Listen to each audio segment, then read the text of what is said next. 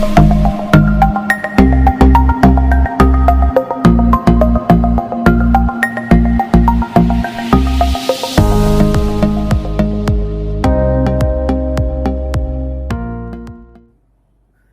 વિદ્યાર્થી મિત્રો, ગયા તાસની અંદર બેટા આપણે એવું જોયું હતું કે પ્રબળ એસિડ અને પ્રબળ બેઝ વચ્ચેની રાસાયણિક પ્રક્રિયા થઈ આપણને ક્ષાર જે તટસ્થ સ્વભાવ ધરાવતો હોય છે અને પાણીનો અણુ મળતો હોય છે. એટલે કે આપણે આવું કરેલું કે HCl તરીકે પ્રબળ એસિડ વત્તા એક પ્રબળ બેઝ તરીકે NaOH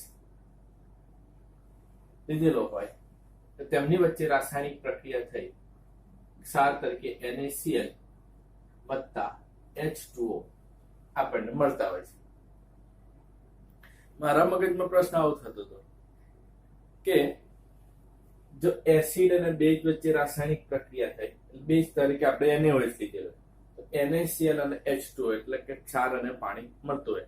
NaCl એટલે કે આપણું સામાન્ય મીઠું, બરાબર, ક્ષારીય જળ સ્વરૂપમાં. એની અંદરથી આપણને બંને વચ્ચે પ્રક્રિયા થઈને આવું મળ્યું છે. શું આવું વિચારી શકાય ખરું કે NaCl અને H2O વચ્ચે રાસાયણિક પ્રક્રિયા થઈ, રિવર્સ પ્રક્રિયા, HCl અને NaOH મળે? જો NaOH મળે તો આજનો આપણો જે પ્રશ્ન છે ટૂંકું નોંધ લખો, સોડિયમ હાઇડ્રોક્સાઇડ.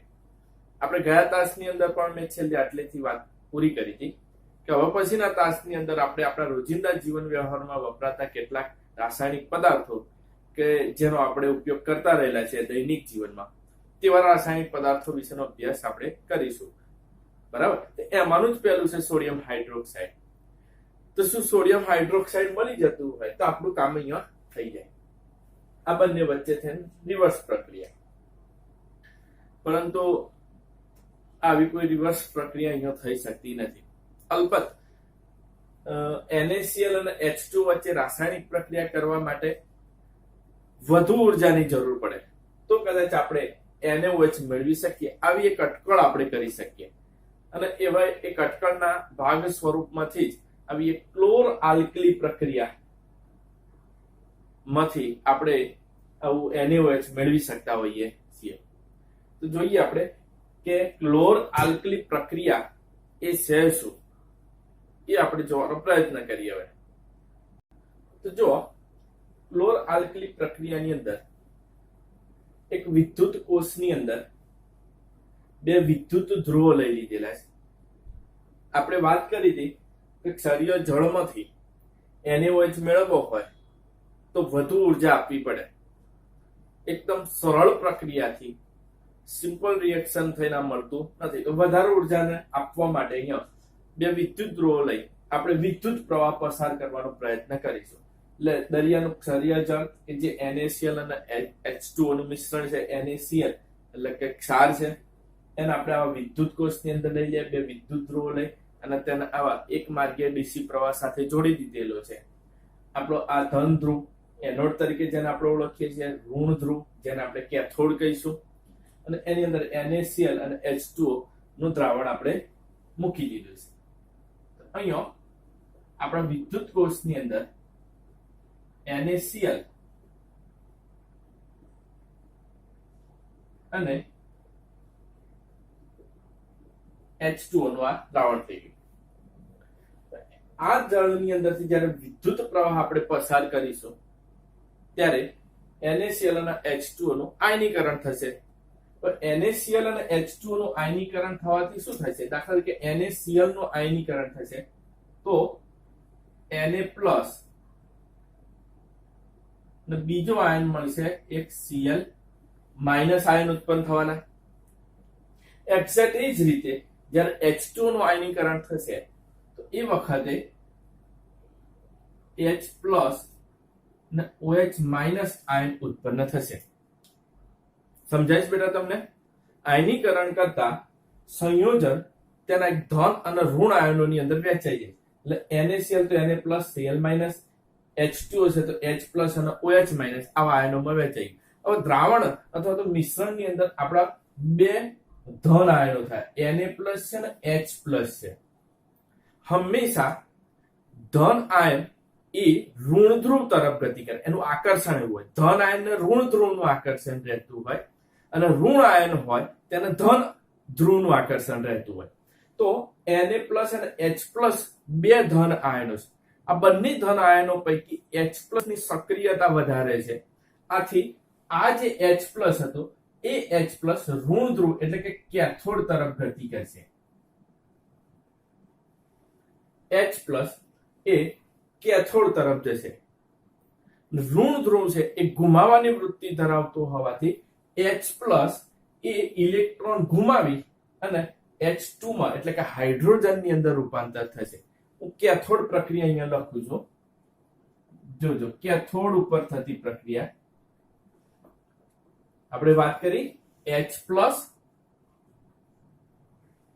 કેથોડ ઋણ ધ્રુવ છે, જે હંમેશા મેળવવાની વૃત્તિ ધરાવે છે. એટલે એ કેથોડ જે ધ્રુવ હતો H+ ધન આયન બે ઇલેક્ટ્રોન ગુમાવશે, જે કેથોડ છે એ મેળવે છે, મેળવવાની વૃત્તિ ધરાવે. એટલે બે ઇલેક્ટ્રોન એ મેળવે. બે કેમ લખું છું? કારણ કે હાઇડ્રોજન હંમેશા દ્વિઅણુના સ્વરૂપમાં હોય છે. એટલે 2H+ - 2 ઇલેક્ટ્રોન gives H2.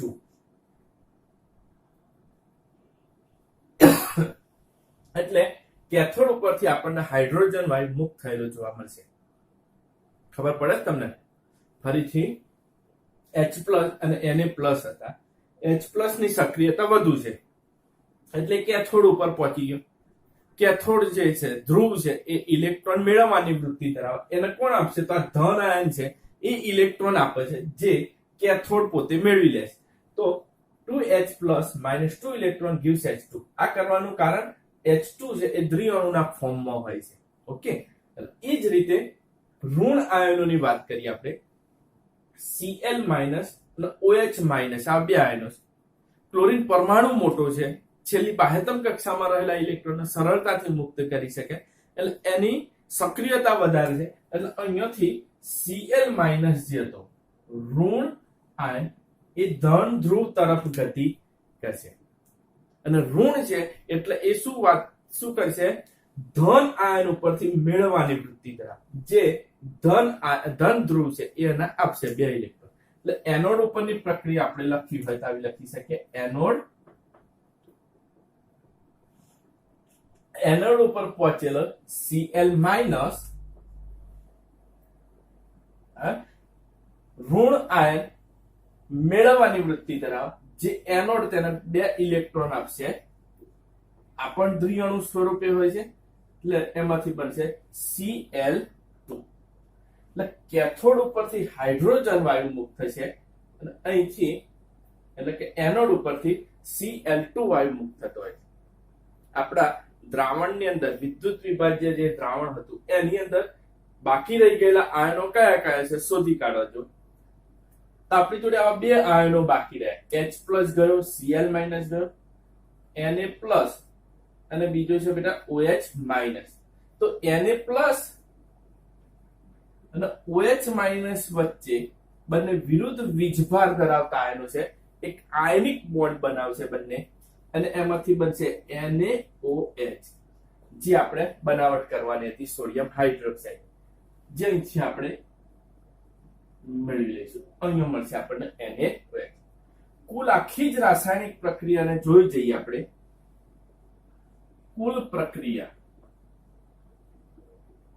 તો આપણે આવું કહી શકીએ કે NaCl + H2O એમાંથી વિદ્યુત પ્રવાહ પસાર કરતા મળતા બધા જ આયનો પહેલા આપણો મુખ્ય સંયોજન NaOH + H2 + Cl2 આ રીતનું મળતું હોય છે.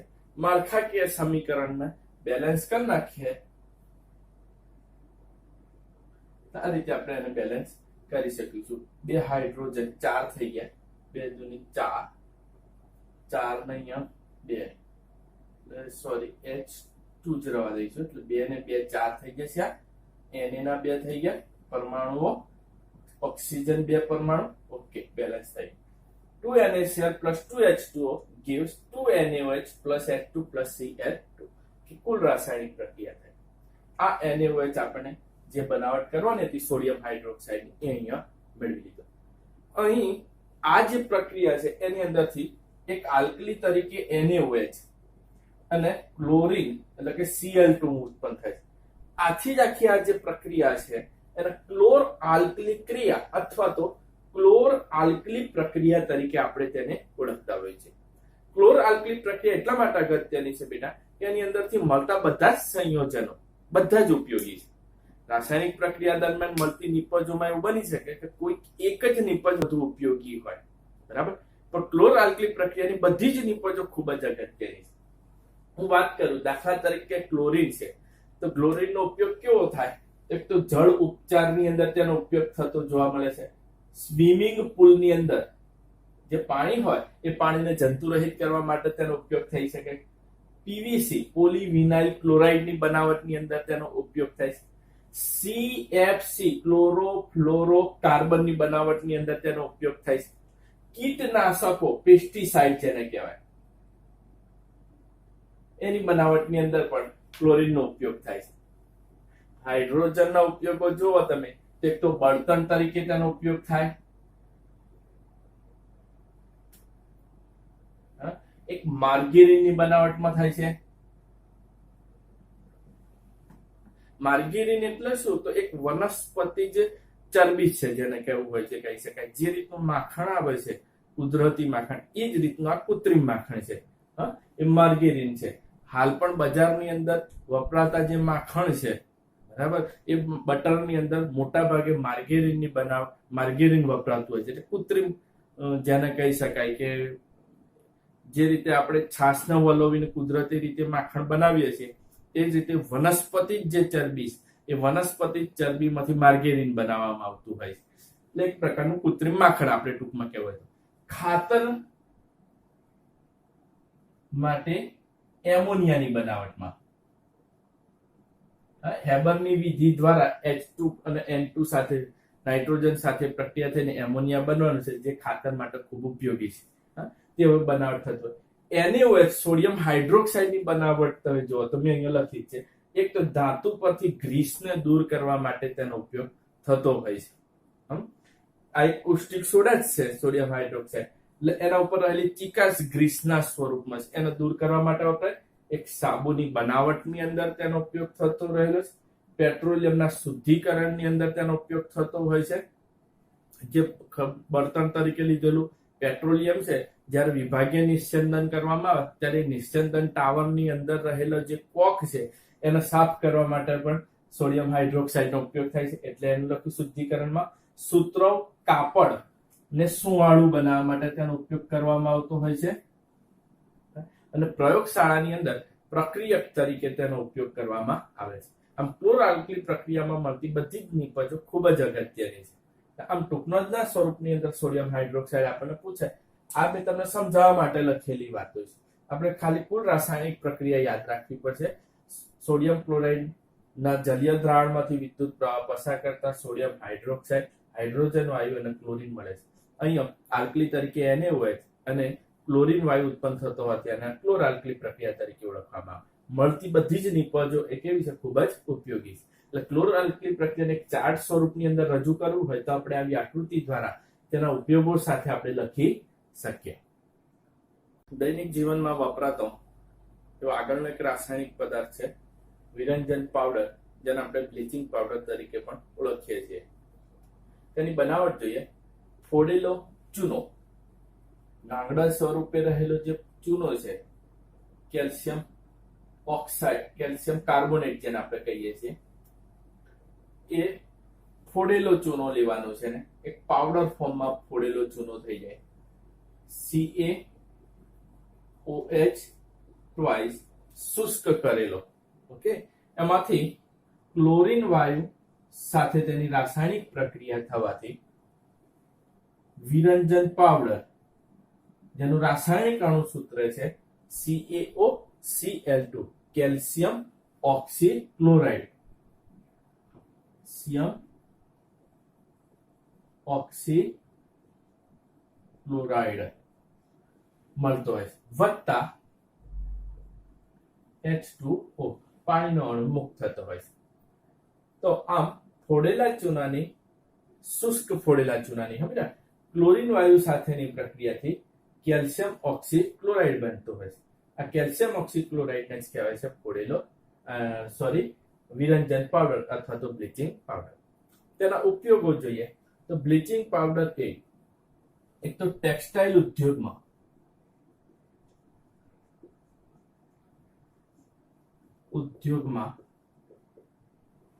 સુતરાઉ કપડા અથવા તો લિનનના જે કપડાઓ છે એના વિરંજન માટે એને બ્લીચ કરવા, વિરંજન કરવું અથવા તો બ્લીચ કરવું એટલે કે સફાઈ કરવું, એને રંગવિહીન કરવું, એના માટે વપરાતો આ શબ્દ છે વિરંજન. એટલા માટે વપરાતો હોય છે ટેક્સટાઇલ ઉદ્યોગમાં. બીજો કાગળ ઉદ્યોગમાં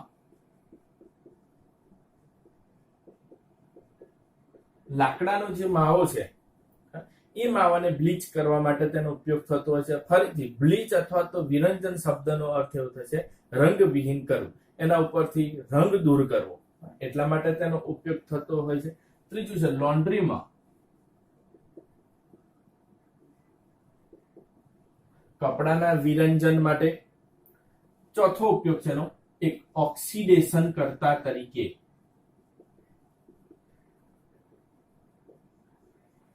ઉપયોગ થતો હોય છે ઉદ્યોગોની અંદર. અને છેલ્લો ઉપયોગ છે ને પીવાના જે પાણી છે પાણીને જંતુ રહિત કરવા માટે કેમ કે કેલ્શિયમ ઓક્સીક્લોરાઇડ વિરંજન પાવડરના અણુસૂત્રમાં ક્લોરીન છે અને ક્લોરીન એ પાણીની અંદર રહેલા બેક્ટેરિયાનો નાશ કરી શકે છે અને એટલા માટે પીવાના પાણીને જંતુ રહિત કરવા માટે પણ આપણે તેનો ઉપયોગ કરીએ છીએ. એમ આ રીતે એક વિરંજન પાવડર આપણને એક પ્રોડક્ટ આપેલી હતી તે આપણે જોઈ લીધી. એકદમ સરળ એની બનાવટ છે. શુષ્ક કરેલા ફોડેલા ચૂના પરથી કેલ્શિયમ ક્લોરીન વાયુ પસાર કરતા કેલ્શિયમ ઓક્સીક્લોરાઇડ બને છે અને પાણીનો અણુ મુક્ત થશે. આ કેલ્શિયમ ઓક્સીક્લોરાઇડ છે એને જ આપણે વિરંજન પાવડર અથવા તો બ્લીચિંગ પાવડર તરીકે ઓળખીએ. બેકિંગ સોડા અથવા તો ખાવાના સોડા છે આગળની બનાવટ. તેની બનાવટ કેવી રીતના કરીશું? NaCl સોડિયમ ક્લોરાઇડ જે દ્રાવણ છે વત્તા H2O, એમાંથી કાર્બન ડાયોક્સાઇડ વાયુ એટલે કે CO2 અને NH3 એમોનિયા વાયુ પસાર કરતા તેમની વચ્ચે રાસાયણિક પ્રક્રિયા થઈ NaHCO3 વત્તા NH4Cl મળતો હોય છે. આ NaHCO3 છે એ છે ખાવાના સોડા જેનું રાસાયણિક નામ છે Na એટલે સોડિયમ, હાઇડ્રોજનનો એક જ અણુ છે એટલે બાયકાર્બોનેટ અથવા તો સોડિયમ હાઇડ્રોજન, ટૂંકમાં લખું છું કાર્બોનેટ, આવું તેનું રાસાયણિક નામ છે. પેલું એમોનિયમ ક્લોરાઇડ છે NH4Cl. આ રીતે તેની બનાવટ કરવામાં આવતી હોય છે. આ NaHCO3 જે છે NaHCO3 ને આપણે ખાદ્ય પદાર્થોની બનાવટ માટે તેનો ઉપયોગ કરતા હોઈએ. જ્યારે NaHCO3 ને ગરમ કરવામાં આવે ત્યારે કાર્બન ડાયોક્સાઇડ વાયુ મુક્ત થતો હોય અને આ કાર્બન ડાયોક્સાઇડ વાયુ ઉત્પન્ન થવાના કારણે ખાદ્ય પદાર્થો છે જેવા કે ભજીયા છે, બરાબર, કેક છે, પાઉં છે, તેના પોચા અને નરમ બનાવવા તેનો ઉપયોગ થતો હોય.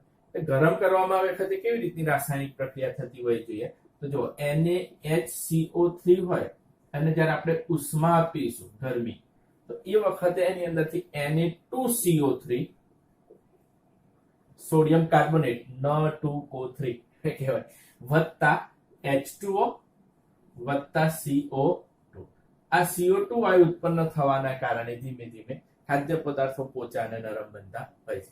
એટલે ગરમ કરતા સોડિયમ હાઇડ્રોજન કાર્બોનેટ થતી રાસાયણિક પ્રક્રિયા આ રીતની હોય છે. ચલો એના ઉપયોગો જોઈ લઈએ આપણે. ટૂંકમાં લખું છું, સમજાવતો જઈને. એક તો બેકિંગ પાવડર આવે છે ખોરાકના બનાવટની અંદર વિવિધ ખાદ્ય પદાર્થો અને સામગ્રીની અંદર ઉમેરવા માટે. તો બેકિંગ પાવડર બનાવવા માટે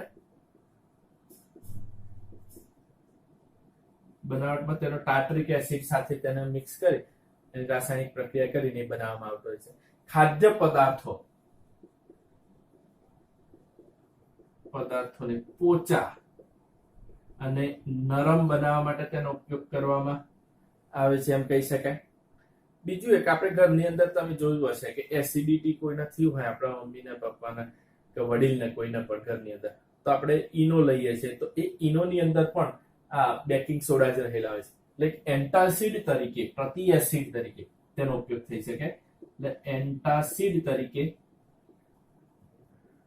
તેનો ઉપયોગ કરવામાં આવતો હોય છે. અગ્નિશામક તરીકે તેનો ઉપયોગ થાય છે.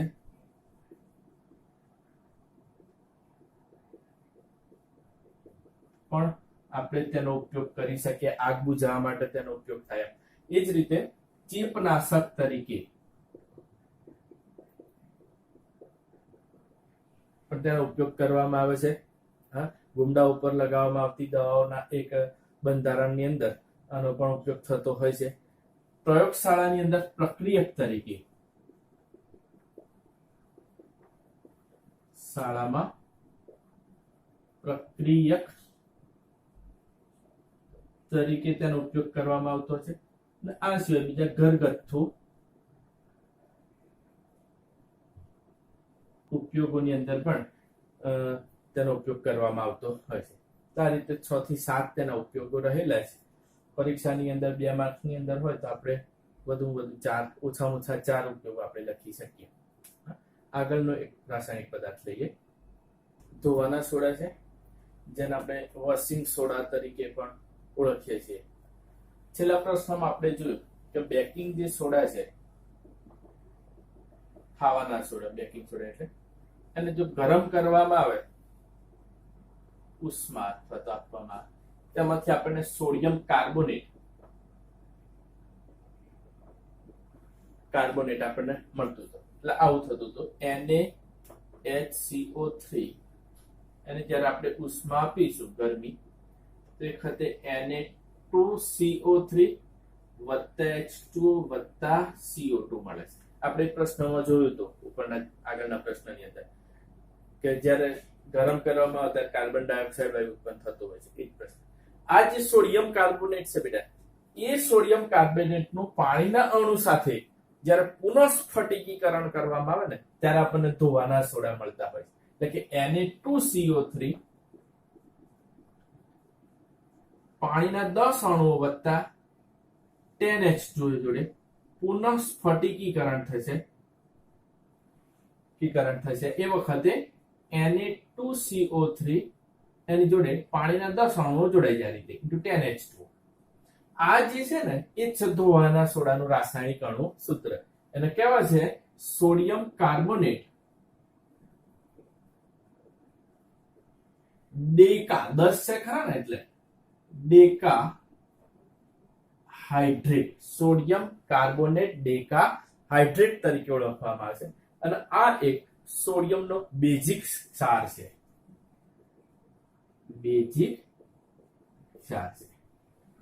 ઓકે, એના ઉપયોગો લઈ લઈએ હવે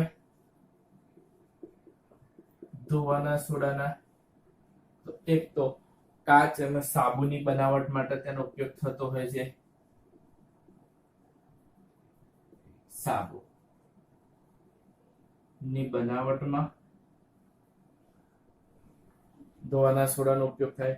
બોરેક્સ આવે છે અનાજમાં સાચવણી માટે. બોરેક્સ જેવા સોડિયમ સંયોજનો છે, સંયોજનની બનાવટમાં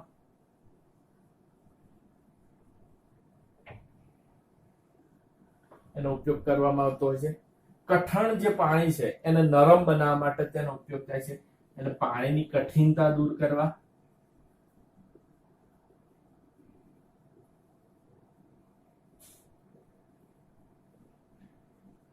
કાગળ અને કાપડ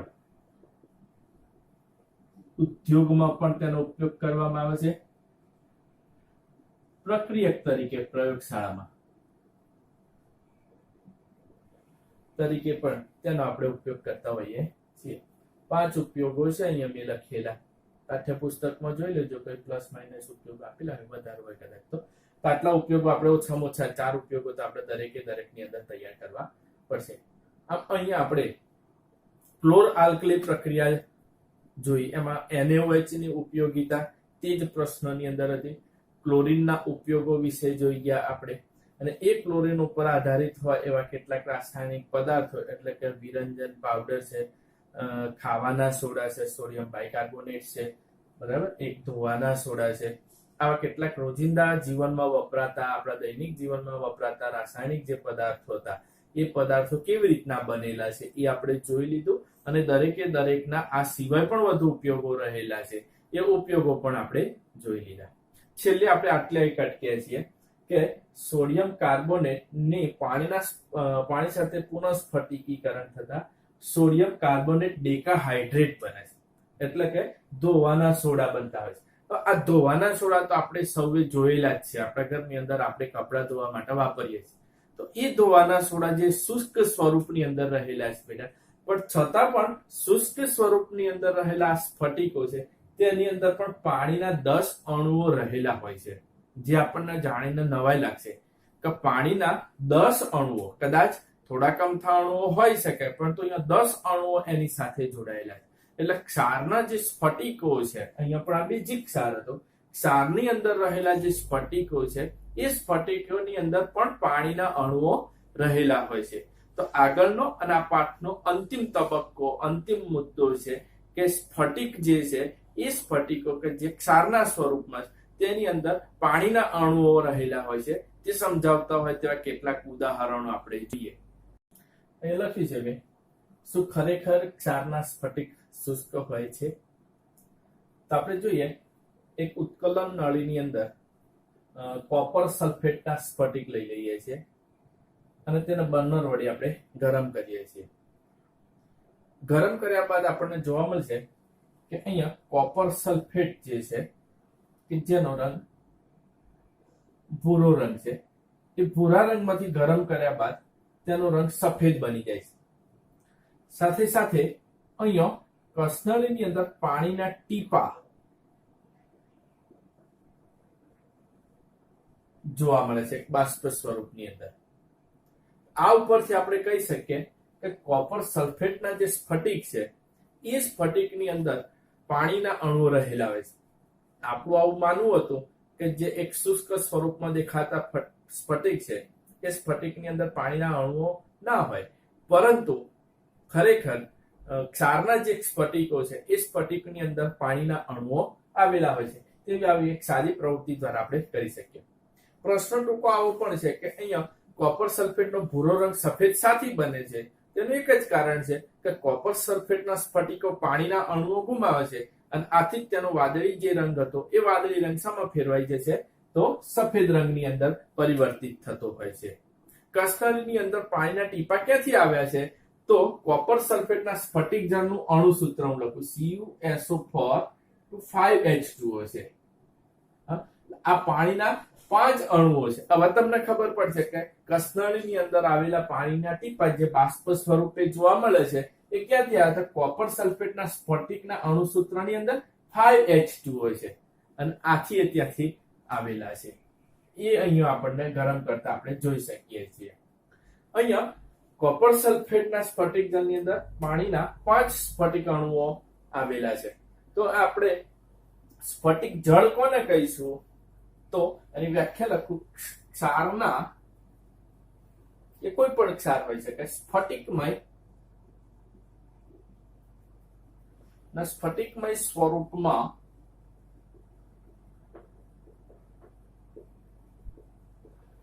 પ્રત્યેક એકમ સૂત્ર દીઠ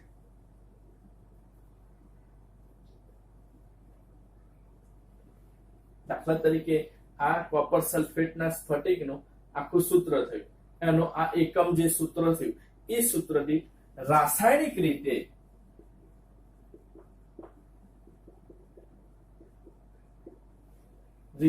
જોડાયેલા પાણીના અણુઓની નિશ્ચિત સંખ્યાને સ્ફટિક જળ કહે છે. કોપર સલ્ફેટમાં 5 સ્ફટિક જળના અણુઓ રહેલા છે એવું કહીએ. ફરીથી વ્યાખ્યા સમજો, ક્ષારનો સ્ફટિકમય સ્વરૂપમાં એકમ સૂત્ર દીઠ, આખું એક સૂત્ર અણુ સૂત્ર છે, આ અણુસૂત્રની અંદર રાસાયણિક રીતે જોડાયેલા પાણીના જે અણુઓ હોય, બરાબર, એની નિશ્ચિત સંખ્યાને સ્ફટિક જળ તરીકે ઓળખવામાં આવે. દાખલા તરીકે આપણે ઉપરની વાત કરીએ ધોવાના સોડાની, તો આપણે એવું કહેતા હતા કે Na2CO3 એનું અણુસૂત્ર ઇન્ટુ 10H2O. તો અહીંયા સ્ફટિક જળ કેટલા થયા? 10 થયા છે એવું આપણે કહી શકીએ. કોપર સલ્ફેટ નો જે જોયો આપણે તો એની અંદર કેટલા થયા? 5 થયા. એ જ રીતે જીપ્સમ છે, કોપર સલ્ફેટ ઇન્ટુ 2H2O, એને જીપ્સમ કહેવામાં આવે છે. હા, તો એમાં સ્ફટિક જળના 2 અણુઓ છે. FeSO4 ફેરસ સલ્ફેટ નો સ્ફટિક જળ છે, 7H2O, એની અંદર સ્ફટિક જળના 7 અણુઓ આવેલા હોય છે. ઓકે, તો આ રીતે ખરેખર ક્ષાર છે, ક્ષારના જે સ્ફટિકો છે એ શુષ્ક હોતા નથી. એ આપણે આ પ્રવૃત્તિ દ્વારા આપણે સાબિત કરી શકીએ. હવે કેલ્શિયમ સલ્ફેટ ઇન્ટુ 10H2O છે, જેને આપણે જીપ્સમ અથવા તો સાદા શબ્દોમાં ચિરોડી કહીએ છીએ, તેનો ઉપયોગ કરી અને આપણે એક બીજો રાસાયણિક પદાર્થ અગત્યનો, અને તે છે પ્લાસ્ટર ઓફ પેરિસ, એ મેળવીએ. પ્લાસ્ટર ઓફ પેરિસ છે કેલ્શિયમ સલ્ફેટ નો સ્ફટિક જળ છે, જેને આપણે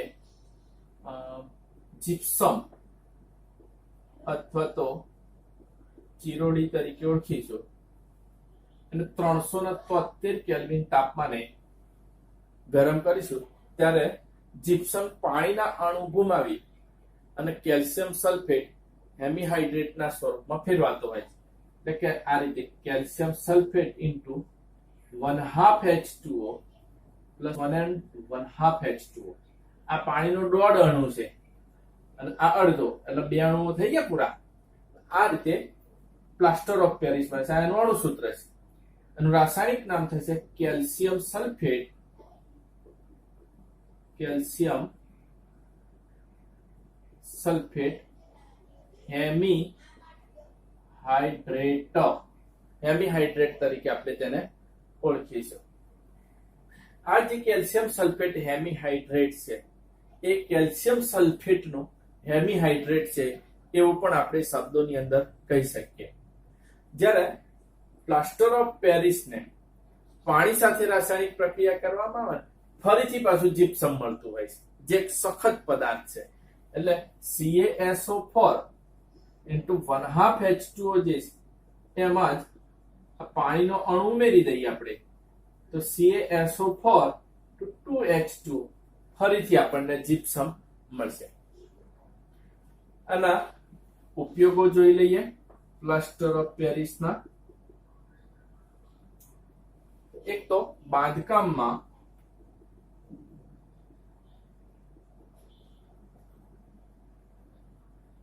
પ્લાસ્ટરમાં તેનો ઉપયોગ કરવામાં આવતો હોય છે. દાંતના જે ચોકઠા આવે છે, ચોકઠાના બીબાની બનાવટમાં તેનો ઉપયોગ કરવામાં આવે છે. ફ્રેક્ચર થયેલા હાડકા ને તેની યોગ્ય સ્થિતિમાં લાવવા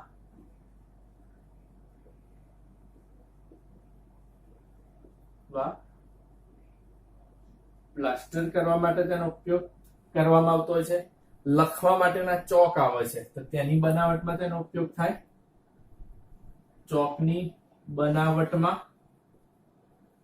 રમકડા અને પૂતળાની બનાવટમાં, જે આપણે શોપીસ તરીકે કુંજા અને એ ઘરની અંદર રાખતા હોઈએ છીએ, હકીકતની અંદર એ પ્લાસ્ટર ઓફ પેરિસના બનેલા હોય છે.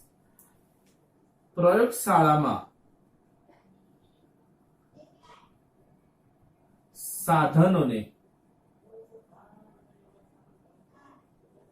હવાચુસ્ત કરવા માટે પણ આપણે તેનો ઉપયોગ કરતા હોઈએ છીએ. પ્લાસ્ટર ઓફ પેરિસની બનાવટ અને તેનો ઉપયોગ આપણા પાઠ્યપુસ્તકનો છેલ્લો મુદ્દો તો અહીંયા આપણે પૂરો કરીએ છીએ. બેટા, પાઠ આખો સંપૂર્ણ અહીંયા પૂરો થઈ જાય છે. ખૂબ જ સરળ પાઠ હતો. બધા જ લેક્ચરોને તમે એક વખત જોઈ જજો. કોઈ ખબર ના પડી હોય તમે કોમેન્ટ બોક્સની અંદર લખજો અને રૂબરૂ ફોન કરીને પણ એનો જવાબ મેળવવાનો પ્રયત્ન કરજો. હવે જ્યારે આપણે ફરીથી મળીશું ત્યારે એક નવા જ પ્રકરણ સાથે મળીશું અને તેને સમજવા માટેનો પ્રયત્ન કરીશું.